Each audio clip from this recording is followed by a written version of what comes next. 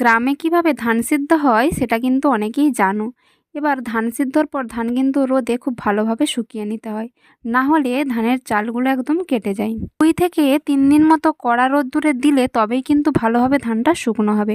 যেহেতু এখনও সেই সময়টা হয়নি, তাই ধান এখন পুরোপুরি শুকনো হয়নি।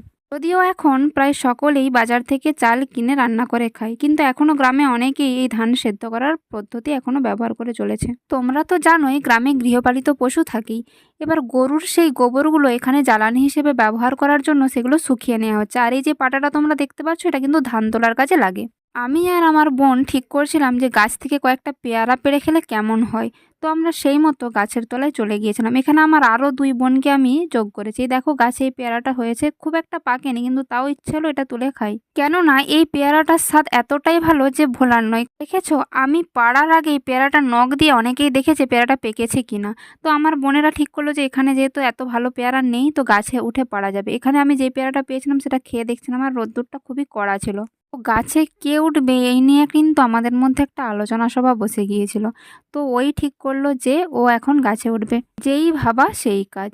তো এখানে ভাবলো কিভাবে উঠবে, মই দিয়ে তো ওঠা সম্ভব নয়, গাছটা খুব ছিল ছোট, আর এখানে গাছের তলায় এত মাটি ফেলা হয়েছিল যে গাছে ওঠা খুব একটা বড় কাজ নয়। তো এখানে সবাই মিলে আমরা হাসাহাসি করছিলাম যে কে গাছে উঠবে। তো বোন এখানে গাছে উঠে গেছে, উঠে গিয়েই একদম পেয়ারা খোঁজাখুঁজি শুরু করে দিয়েছে, আর সামনে একটা পেয়েও গেছে, সেটাই তাড়াতাড়ি পেড়ে নিল।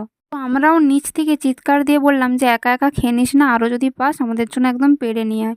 ও তাই চেষ্টা করছিল, কিন্তু ও পেয়ারাগুলো ছিল খুবই কাঁচা, তাই ও ঠিক করলো যে না, এভাবে আর পেয়ারাগুলো নষ্ট করা ঠিক হবে না, তাই ও নামার চেষ্টা করতে থাকলো।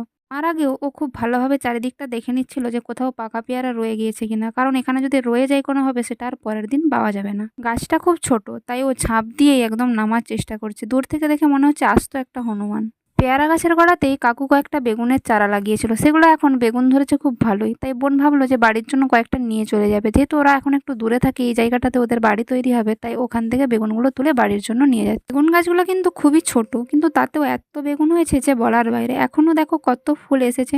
গ্রামে কিন্তু বাজার থেকে কেনা সবজি খুব কমই খাওয়া হয়। বাড়িতে সবাই কিছু না কিছু একটা সবজির গাছ লাগিয়েই রাখে। যার যেটা নেই তারা কিন্তু পরের বাড়ির থেকে চেয়ে এভাবেই কিন্তু কাটিয়ে দেয়, বাজার থেকে খুব একটা কেনা পড়ে না।